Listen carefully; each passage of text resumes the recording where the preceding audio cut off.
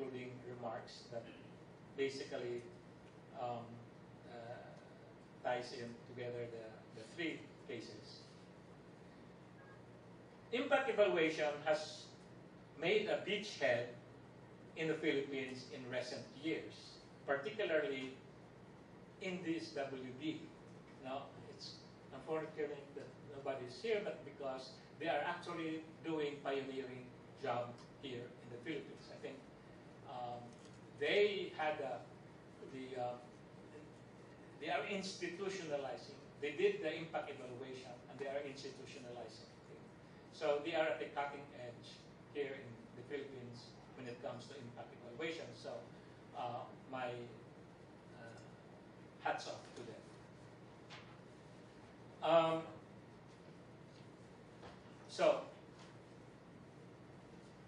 This advance in impact evaluation work in the Philippines should be encouraged. However, serious impact evaluation of government policies and programs remain few and far between. That's my impression. Part of the reason is lack of capacity, budget, and appreciation of the benefits of a good impact evaluation. Second, impact evaluation cost can be substantial. The question is it worth paying for? My view is that the cost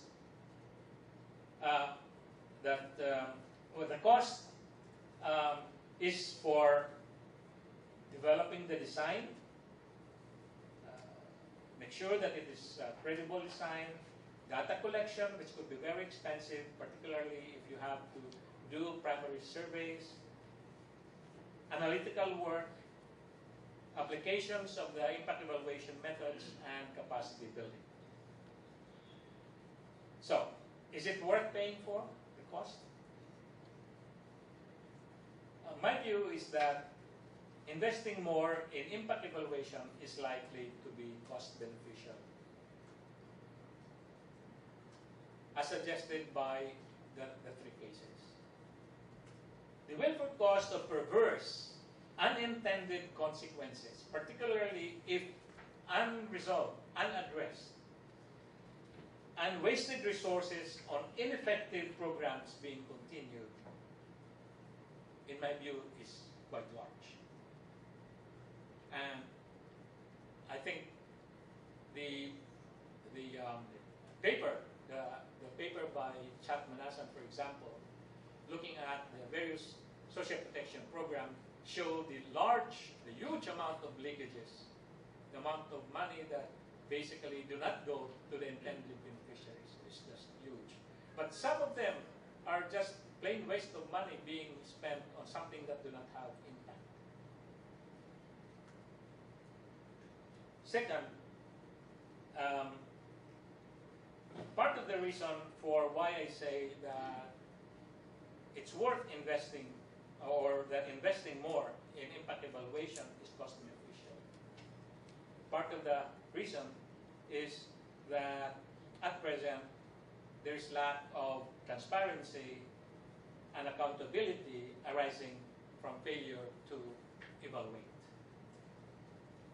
I think if we can have a more institutionalized system of evaluation that Manny Jimenez and Manny Esguerra, the two Mannys, talked about, if we could establish that, we will improve transparency, accountability, and efficiency. Thank you. So specifically, there were some, one of the criteria is poverty. So if the locality is poor, if it is if the indicator of poverty is above that poverty threshold, then they are included. If they are not poor, then they are not included. So you can already imagine that one possibility here is the methodology that Manny mentioned, which is the RDD, or the regression discontinuity design. Okay. Participating municipalities receive on average close to $500,000 US. So this is large relative to their normal budgets. Okay. This slide goes through some of the key steps of process. I won't go through them.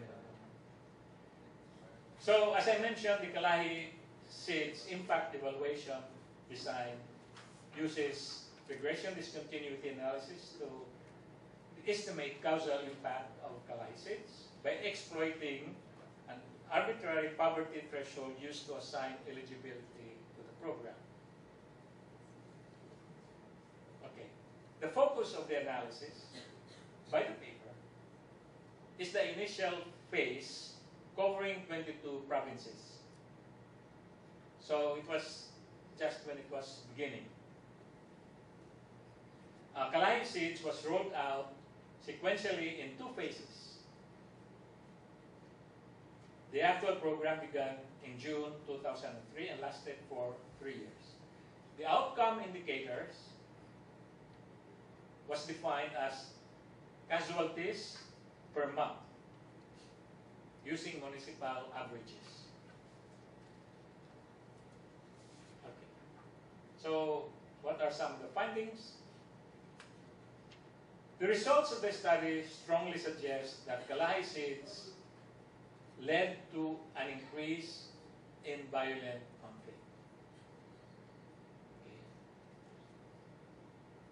After the program start, barely eligible municipalities, if you have this eligibility threshold, you compare the municipalities just below the threshold and just above the threshold, as Manny was explaining, and more or less they would have similar characteristics really, except that by chance one was put above the other one below.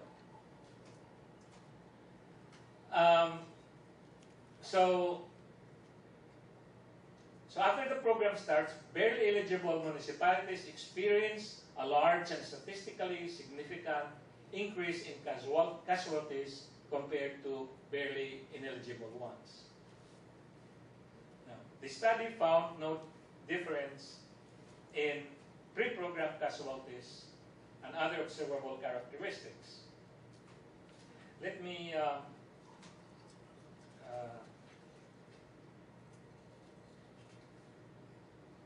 show you. Can you move that, please? Yeah, that one. So,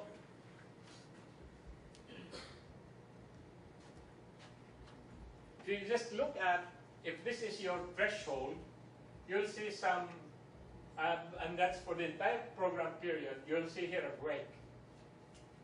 Okay? Showing actually the effect. But you look at this graph, which is before the program, or just before the program, you'll see that this is not really significantly different. You know, it's like continuous. Okay. Now, but when you look at during the social preparation stage, when municipalities did have an option, we're still at the point where they have to make a decision to participate or not. And the insurgents were provided, were kind of provided were threatened that their popularity will be undermined by the program, so they engaged in intimidation, etc. Then you'll see that at that point, you have this huge break.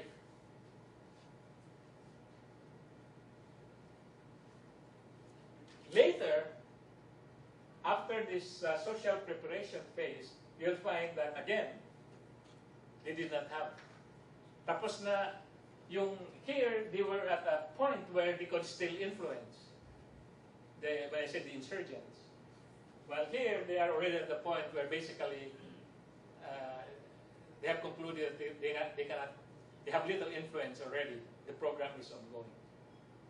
So they were trying to, the interpretation is that they were trying to influence the decision of the community to participate or not participate in the program.